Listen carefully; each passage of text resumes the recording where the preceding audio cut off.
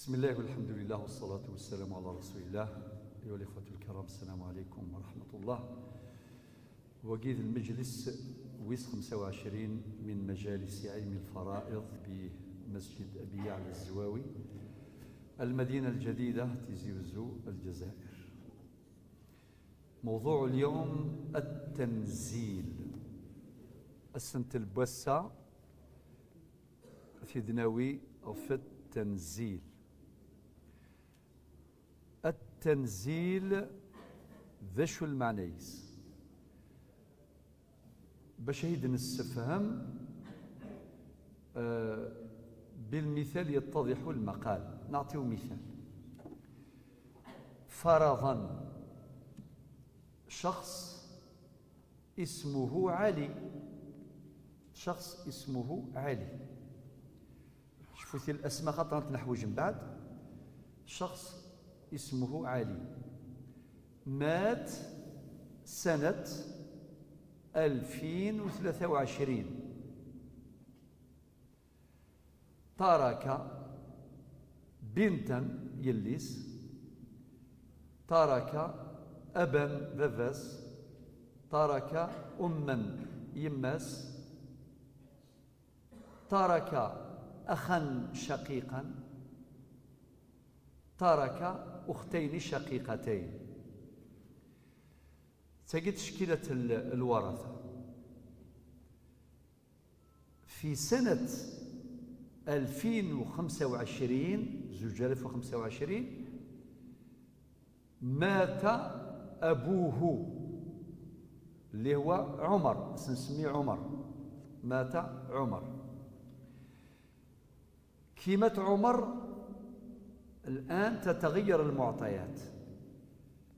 ترك زوجة، ترك الورثة سوف نأتي عليهم بعد حين. الذي يهمنا هو فهم الإشكالية، فهم الإشكالية. إذا مات واحد خلى وليده ابن، خلى بنت الابن يلي سنميس، وخلى الاخرين، نقولوا بنت الابن يحجبها الابن، يحجبها الابن. نذكركم باللي كاين قواعد الحجب في الميراث. كاين الحجب بالجهة. نفكاد مثال: جهة الأبوة مع جهة الأخوة.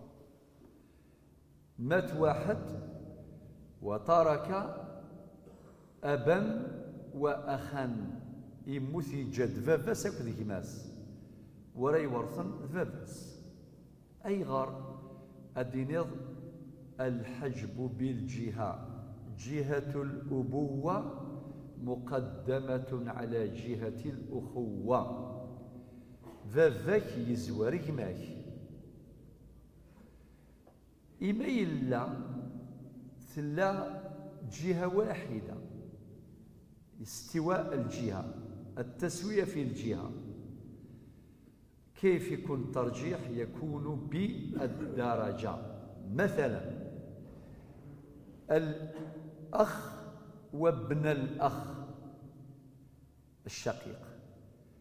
ابن الأخ الشقيق محجوب حجب حرمان، حجب إسقاط، بالأخ الشقيق باش بالدرجة، لأن ابن الأخ الشقيق أنزل درجة من الأخ. ما يموثيون يجاد جماس، يجاد ميس نجماس. ذكماس إذا مزوارو نجماس شقيق، وين نظن ذميس نجماس درجة أنزل نمسفها. إما إلا دوكلا، أما ذي الجهة أما ذي الدرجة، لو جراد كيف كيف. التسوية أو الاستواء في الجهة والدرجة. مثلا مات شخص وترك أخا شقيقا وأخا من جهة الأب. من الأولى بالميراث؟ هو الأخ الشقيق. لماذا؟ الدرجة متحدة، كلاهما ينتمي إلى جهة الأخوة، الدرجة واحدة، ميم جراد، نفس الدرجة نفس المرتبة، ولكن يكون الترجيح بقوة القرابة، لأن الأخ الشقيق يتقدم على الأخ من جهة الأب باش بقوة القرابة، لأنه يدلي إلى المورث عن طريق قرابتين، قرابة الأبوة وقرابة الأمومة. أما الأخ من جهة الأب فيدلي يتصل بالمورث الميت عن طريق جهة الأبوة فقط، وصاحب القرابتين مقدم على صاحب القرابة الواحدة. أدينا ضيما شقيق أو ضيما سباباك لو كراد كيف إجما كديناو أدير إجما. طيب يوث الجهة أمعنا قوشو ميزوارن أدين واقي ذيما السباب ذي يما ذا شقيق واقي ذيما سبابا ذغيبان واحد سكان ذا يماك سبابك ذيماك يزوار يماك سبابك. فهادو غالغا الإشكالية إذا هضرا في التنزيل يموت يون اسميس علي يجاد يليس ويجاد فافاس ويجاد هماس من 2023 بعد عامين 2025 يموت فافاس نتسا فافاسنا علي سميس عمر سمي عمر، ولكن عمر كي شو يجا دميس يجاد يلسن علي، يعني يلسن نميس يلسن نميس استساولا جدين ما ذميس وايض سيساولا فافا أذيوغ الوين سيساولنا فافا يحجب فين سيساولنا جدي، بمعنى حينما يموت عمر في 2025 تاركا ابنا وبنت ابن، نقول أن بنت الابن محجوبة حجب حرمان من قبل الابن لأنه أقرب درجة. وقد ذكرنا قبل حين قواعد الترجيح، موازين الترجيح. تساقي سمسات ذي ثعرفيث النغ، هذا الأمر عرفي، ثعرفيث النغ يسعى القرون، خطر ثعرفيث النغ تسعى قرون أمشي خدما يوني موت ميس ميساقي جد يليس نغي جد ميس نغي جد الراويس ذا شاري يخدمو مغاراقي ما لا ينطل ميس أسيني يوقع يحضر ديث مقبر الجنازة أتشهدم باللي الزيغ الراو نمي ذقوم كان نمي يقموثن. هكذا يقول الجد حينما يدفن وليده، يقول اشهدوا بأن هذا الابن المدفون الآن ترك بنتا أو ابنا أو أكثر، اشهدوا باللي غرستهم، يعني قام بتنزيل الأحفاد مكان الابن الميت قبله، لذلك يسمى بالتنزيل. استقبالي تقرنص ضوزو غرسهم يزا الراو نميس ذقم كان نميس يقموثن ذي الحياتيس نمس فهم تساقي تمثل ترى نسقردش الساقي اسمي التنزيل لأنه قاس يسمن الوصية الواجبة، خط الوصية وصيتان، ثلا الوصية الاختيارية تستمو وصية اختيارية، ثلا وصية واجبة بقوة القانون.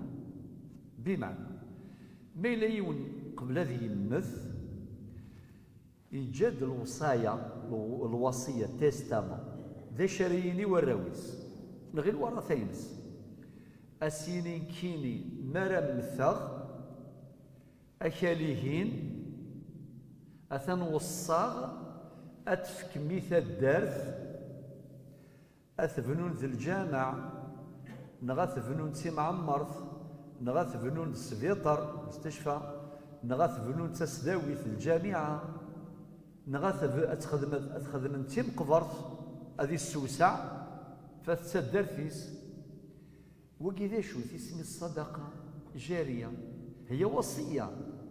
أما السعد بين يجي الوصية هذه وصية اختيارية يتركها الموصي وتتراخى آثارها إلى ما بعد وفاة الموصي، لا تطبق الوصية إلى بعد وفاته.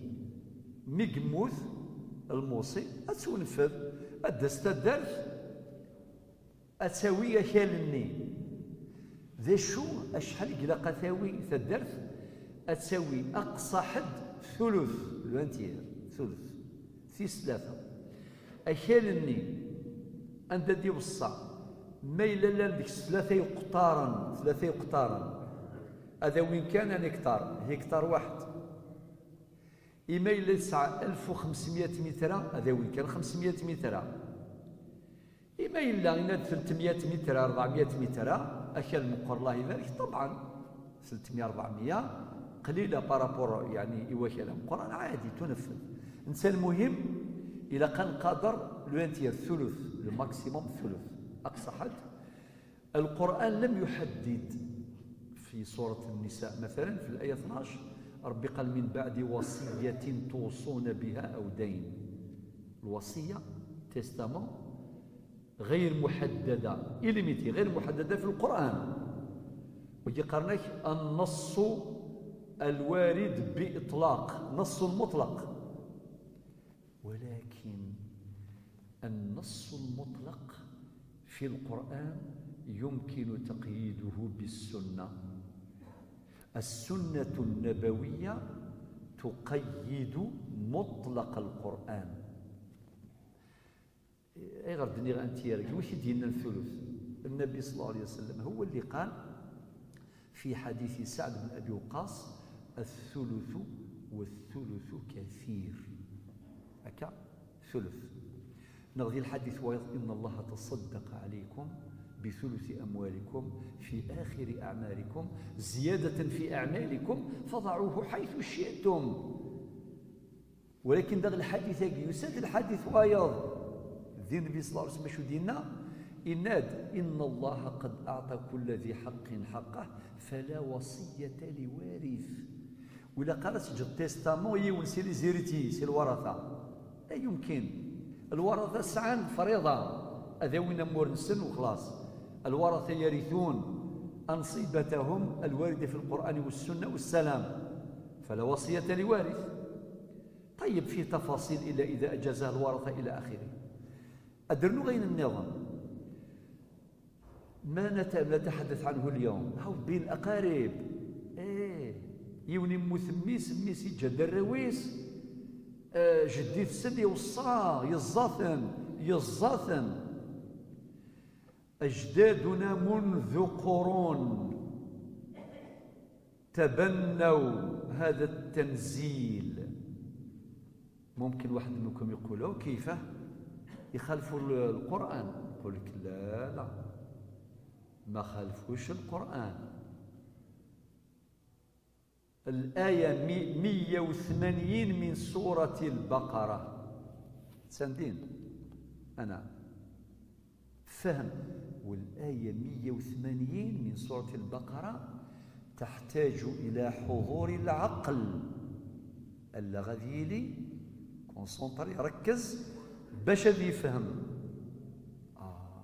لجدودنا فاقن نانك يا عجبا أم كرا يجيو جيلا مبلا تريكان بلا غاكال بلا امي الزاي ذي الوقت الثورة الجزائرية المباركة كاين شهداء ماتوا.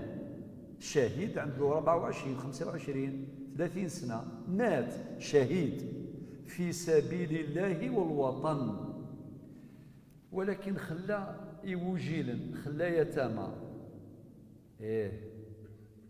النهار اللي يموت جدهم على بالكم واش يصرى؟ التركه نتاع جدهم يديوها الاعمام والعمات. اليتامى ولاد الشهيد ما يديو ولا شيء. يقولوا له اسمح لي هذا اللي مات بابا، انت تقول له جدي، واليتيم هذاك يبقى مسكين ما عندوش قطعة أرض يدير فيها افدو باش يدير زوج شومبرات يعيش فيهم في تريكة تاع جدو. على بالكم كاين قضاة بكاو دي جوج بكاو في لا جوستيس كي يجيو يتامى ولاد الشهيد يقول انا جدي ما كيف حبين نورثه من جدي، كي طبق القواعد العاديه يقول واش ندير لك الله غالب، الله غالب ما ندير لك والو. لماذا؟ لانه هذا عمك، وعمك راه اقرب الى المورث منك، انت حفيد. وكي على مستوى القضاء دي لا جوستيس، ولكن على مستوى الاعراف اندلن العقال اندلني منين الخير يقسعن الميزان اسيني يزك جديه والزمان ولاش لا الكاغض لا والو سوا وال اوال يسعى مازال. روح يا زمان جي يا زمان. من بعد في 1946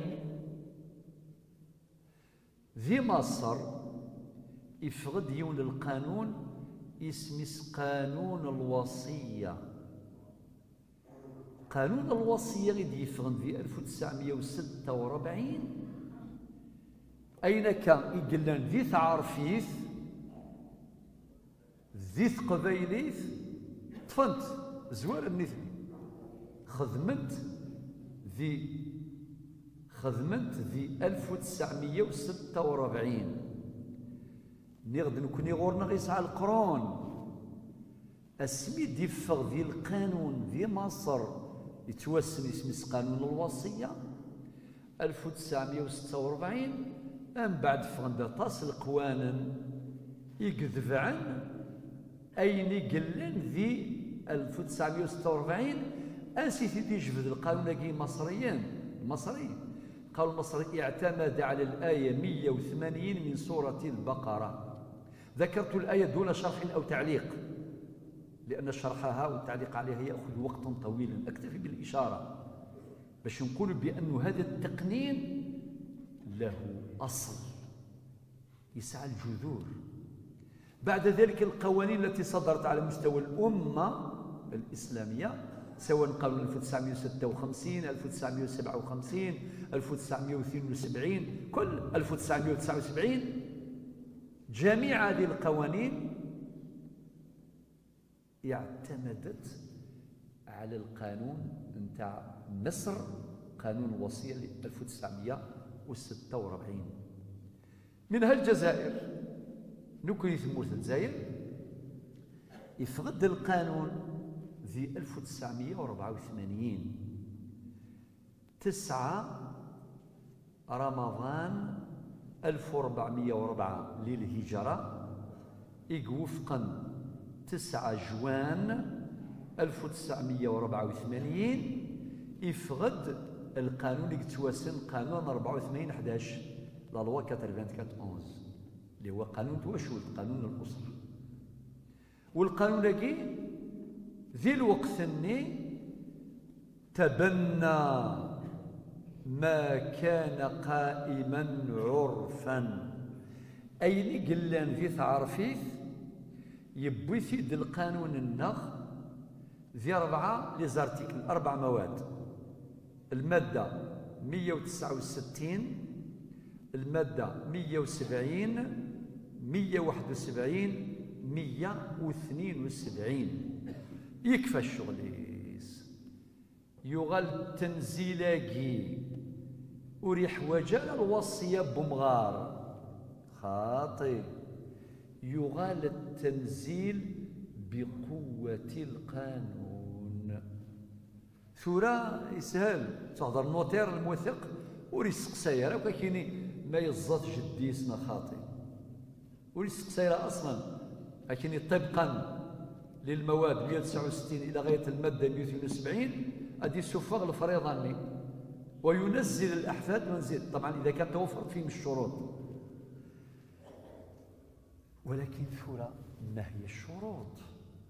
المواد يقوم الإسلام في درنتة الشروط. من ضمن هذه الشروط الشرط الأول ألا يكون الحفيد وارثا بطرق الميراث العادية. خاطر ممكن يولد مثلا يجي ميس نميس وهذا يورث، أدي يجي ليس نميس هذا يورث. مثلا يوني موت يجاد يليس يجاد يليس نميس. البنت ترث النصف انفرادها وعدم وجود عاصب، وبنت الابن ترث السدس تكملة لثلثين. خلاص تفرق واحد. في هذه الحالة لا نحتاج إلى قواعد التنزيل صافي. ما إلا الحفيد الحفيدة أذورث بالطرق العادية وتحوج دارها لا تعرفيه ولا خلاص بطريقة عادية. وكي شرط.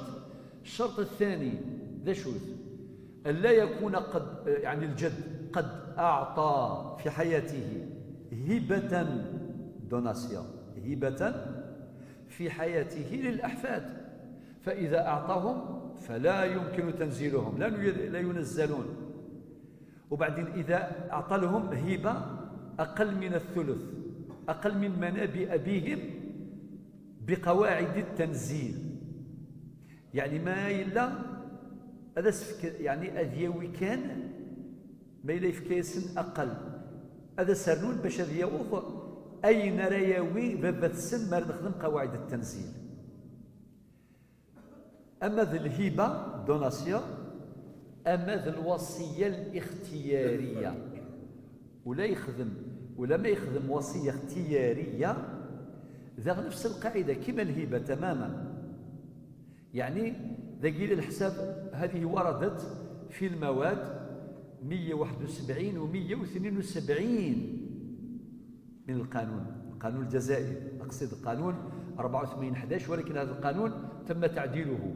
القانون 84/11 متمم ومعدل بالأمر 05/02 الصادر بتاريخ 27 فبراير 2005 هكا. والإخوة اللي راهم يتبعونا خارج الجزائر عندهم قوانين مماثلة.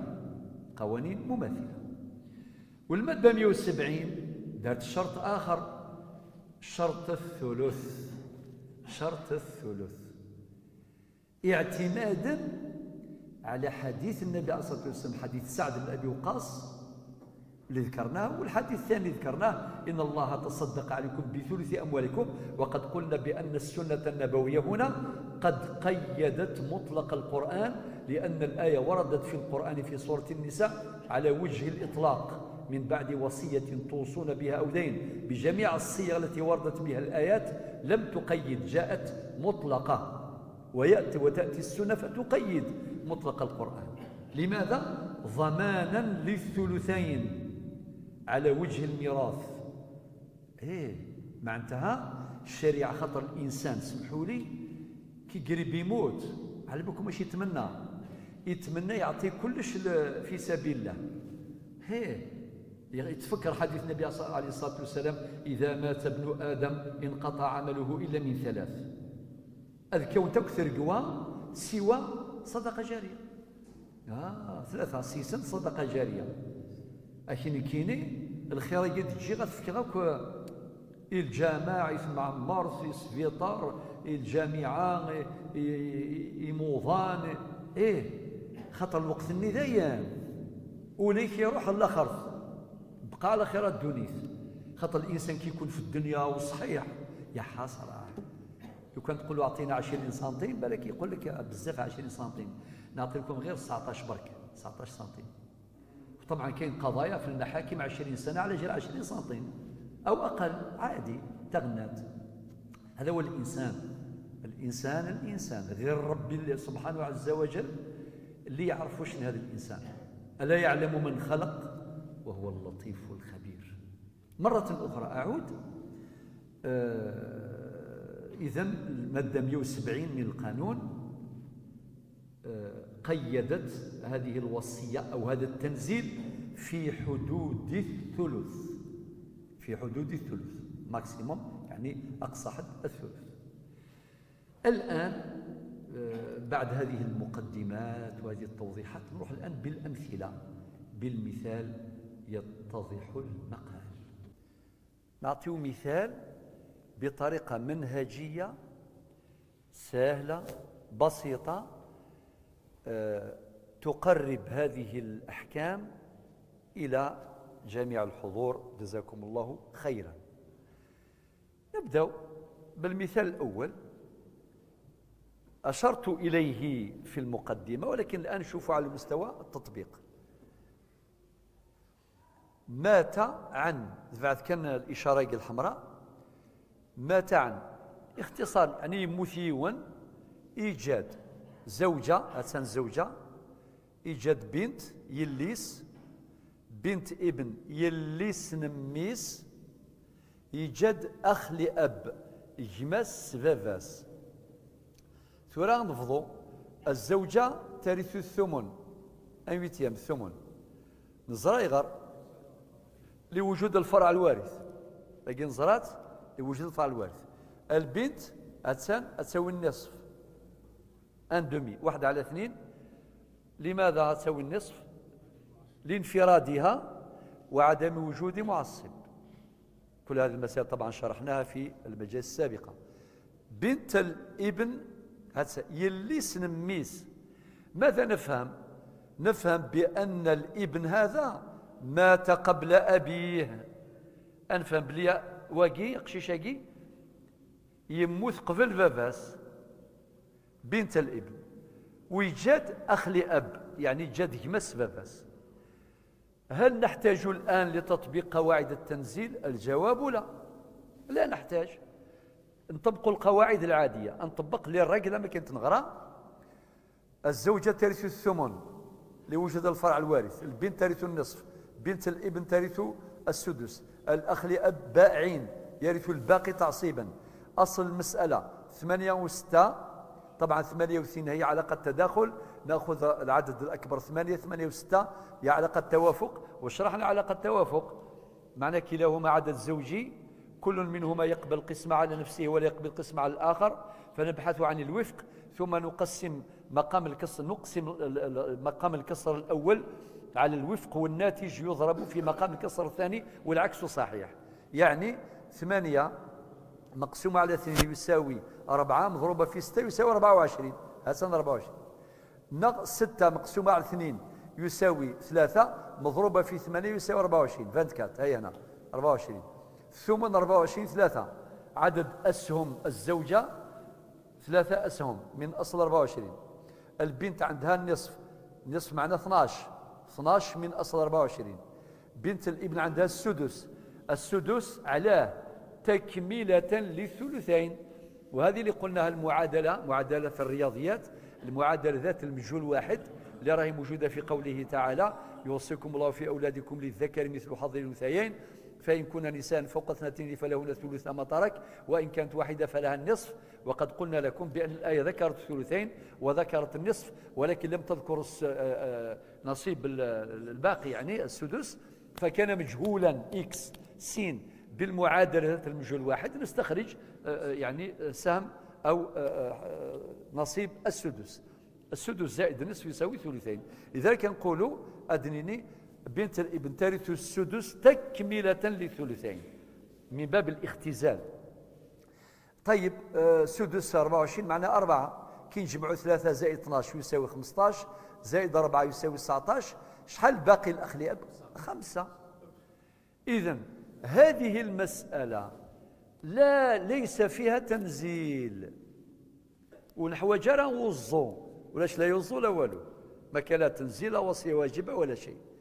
نروح الآن نجيب مثال آخر وين كاين التنزيل. مات عمر، أثذوك يموت عمر عام 2025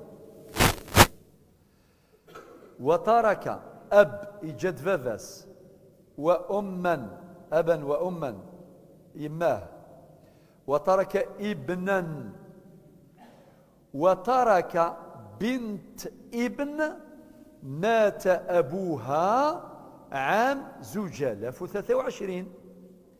يلا البنت قاس نسمي فاطمة، فافاس يسمي علي، جدس فاطمة يسمي عمر.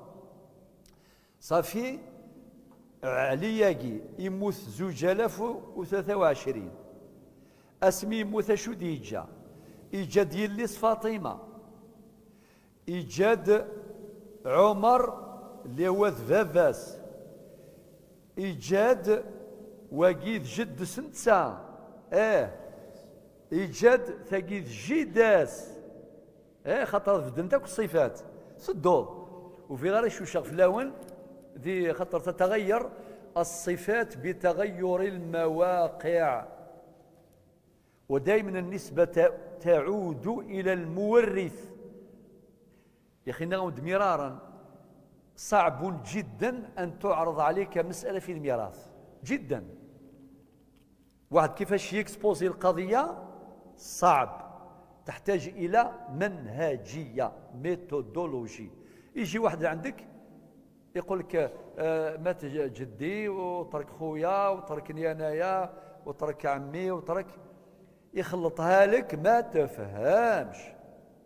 وترك يقول لك وترك يما، هو نورمال ما يقولش ترك يما، يقول لك ترك زوجة، خاطر ما يعنيش ماشي انت اللي مات هو باباك.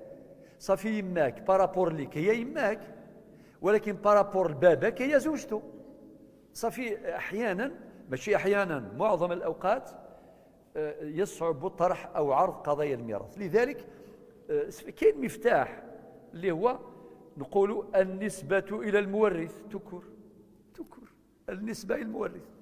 ثورة ذاكي اسمي موت عمر خدمة لا دات 2025 إيجاد فافاس يعني فافاس عمر، إيجاد يماس عمر، إيجاد أميس ميس عمر، إيجاد يليس نميس علي ذميس عمر، ولكن علي يموت 2023 إيجاد يليس علي أكراكيني يليس علي نكون ديني إذ يليس نميس معنى حفيدة.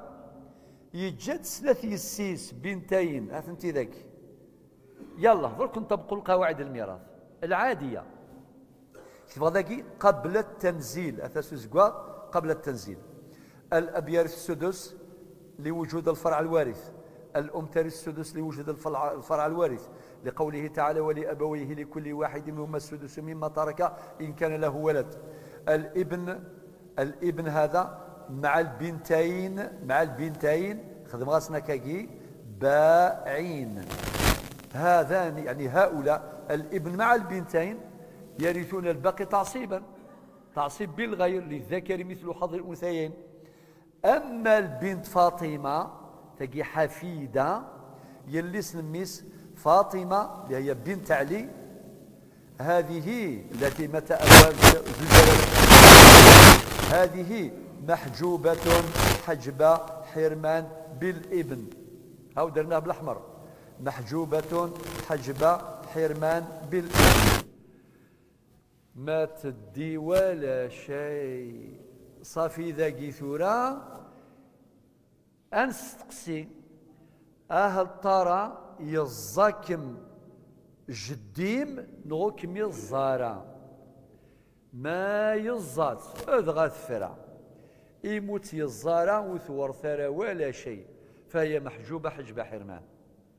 ولكن القانون كما قلنا قبل حين قانون 84/11 من المادة المعدل المتمم من المادة 169 إلى غاية المادة 172 نص على أحكام هذا التنزيل كما ذكرنا.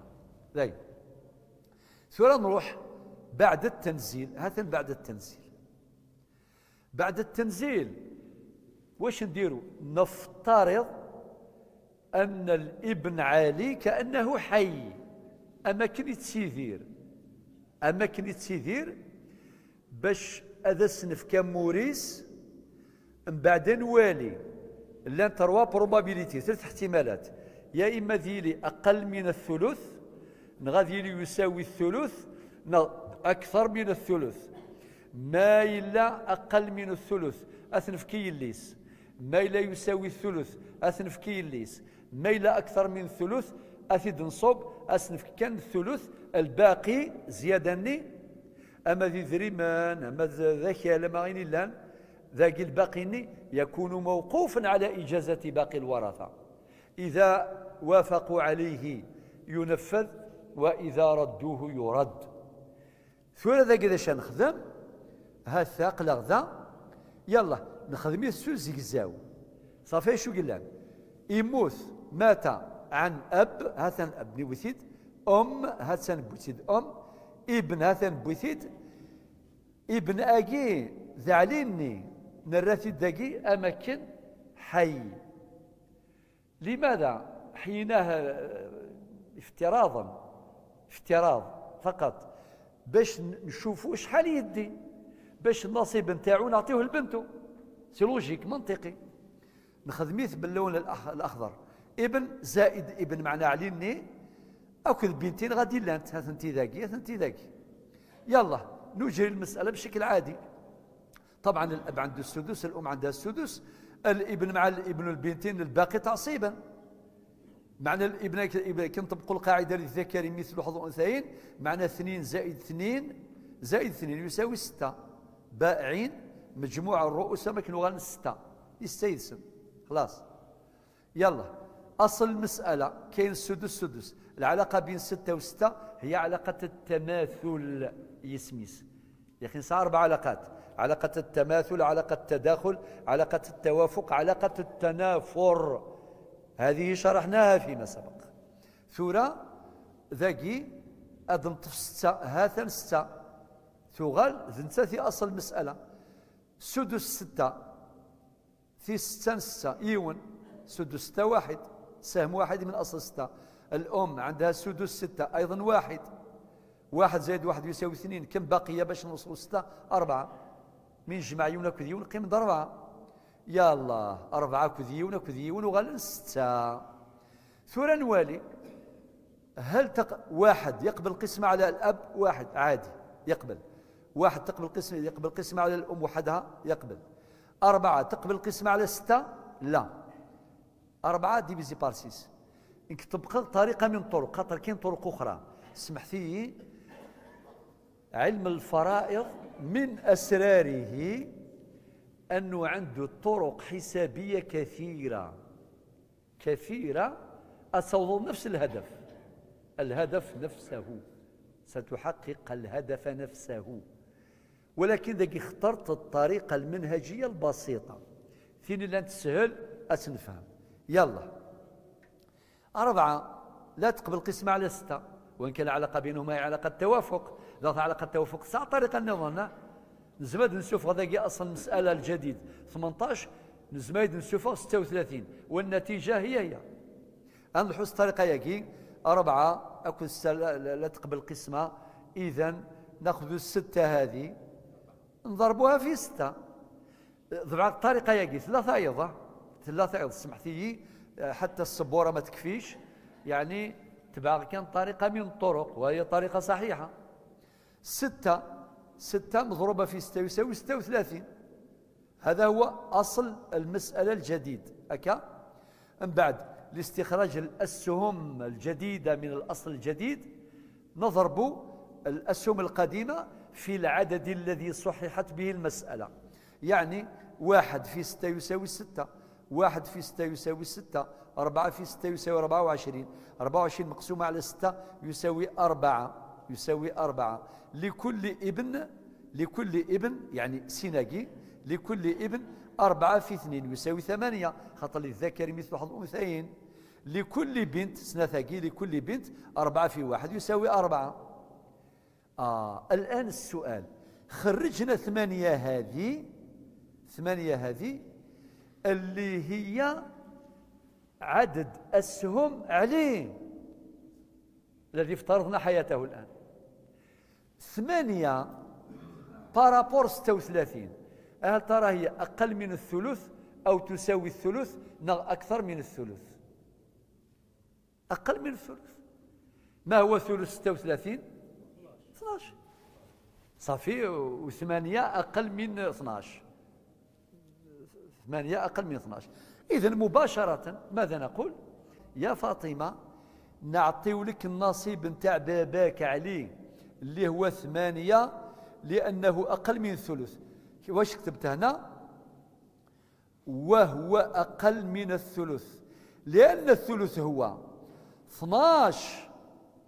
ولكن نخدم ذاك مقدار التركة، نخدم مثال برك، مقدار التركة 324 هكتار، ولا ديرها 324 مليون، دير واش حبيت.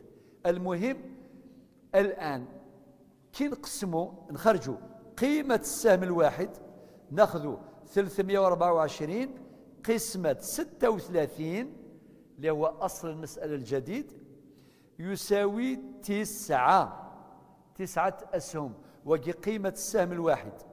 أم بعد الابن واش كتبنا هنا؟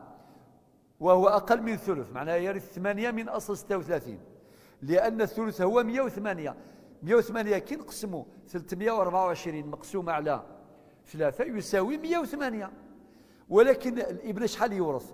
8 في 9.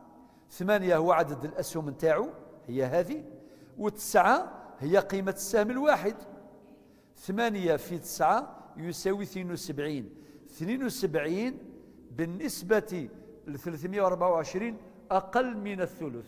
معنى النتيجة بالأسهم 8 أقل من 12، وبالهكتارات 72 أقل من 108، يعني أقل من الثلث. وبعدين شو نخدم ذاكي هذه الإشارة في اللاشاكي؟ باقي التركة بعد تنزيل البنت فاطمة 324 ناقص 72 يساوي 252 هكتار. سي لوجيك طبيعي. شورا بنت الابن ثاقي فاطمة اللي كانت في الغبينة ما تدي والو، بتطبيق قواعد التنزيل، بتطبيق الآية 180 من سورة البقرة، وبتطبيق القواعد القانونية الواردة في المواد 169 إلى غاية المادة 172 كما أسلفنا، نقول بنت الابن تنزل بقوة القانون. بعدما أجرينا هذه المسألة اتضح لنا يقينا بأن حصتها، وهي حصة بأنها ترث حصة أبيها لو كان حيا، وهي أقل من الثلث. إما 8 أقل من 36 من أصل المسألة الجديد، أو بالهكتار نقول 72 أقل من 108 والتي تمثل ثلث 324. طيب شيء طبيعي نخصموا هذيك الهكتارات اللي هي هذه 72، نقولوا 324 ناقص 72 يساوي 252 هكتار. الآن نروح لهنا. مات عمر، هذا اللي مات 2025، عن أب أم ابن بنتين. وراهي بنت الابن فاطمة ولا شي تدين فاطمة ثبي الحقيس قارنس قبايليث اتش الحقيش تقنط تطيش أدات حقها والسلام بقوة القانون. نمسفها ما كانش لا وجود لها. الآن المسألة الأخيرة خلاص، نقسم الآن الباقي على الورثة الذين خلفهم عمر اللي مات في 2025. أب أم ابن وبنتين، الأب السدس، الأم السدس، الابن مع البنتين عندهم 4. أصل المسألة هو 6. سدس 6 1 سدس 6 1 بقي 4. الابن جيب زوج للذكر مثل حظ الأنثيين، الابن زوج زائد البنتين معنا 4. ليس هناك انكسار، فالمسألة هناك فيها انكسار صححناها، قمنا بجبر المسألة بتصحيح المسألة. أما هنا لا نحتاج، لأن المسألة ما فيهاش انكسار. عدد الأسهم يقبل القسمة على عدد الرؤوس بلا كسر أو فاصلة. يلا، قيمة السهم الواحد 252 مقسومة على 6 اللي هي أصل المسألة يساوي 42 هكتار. هذا قيمة السهم الواحد. من بعد نأخذ عدد الأسهم، كل يوم سهم ينس ونضربوها على قيمة السهم الواحد اللي هو 42. الأب 1 في 42 يساوي 42 هكتار. الأم 1 في 42 هكتار. الابن مع البنت 4 في 42 يساوي 168 هكتار، مقسومة على 4 يساوي 42.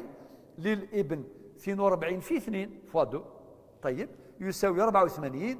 لكل بنت ثقاذاكي، لكل بنت 42 في 1 يساوي 42 هكتار. صافي المجموع نقولوا الاب عنده 42 هكتار، الام عندها 42 هكتار، البنت عندها 42 هكتار، البنت الثانيه 42 هكتار، اما الابن الوحيد عنده 84 هكتار. وبذلك تنتهي هذه المسألة في التنزيل، وهي مسألة بسيطة. وهناك مسائل أخرى فيها تعقيد كبير. أعتقد أن المقام هذا الذي يحتاجه، فلكل مقام مقال. شكرا لكم، والسلام عليكم ورحمة الله وبركاته.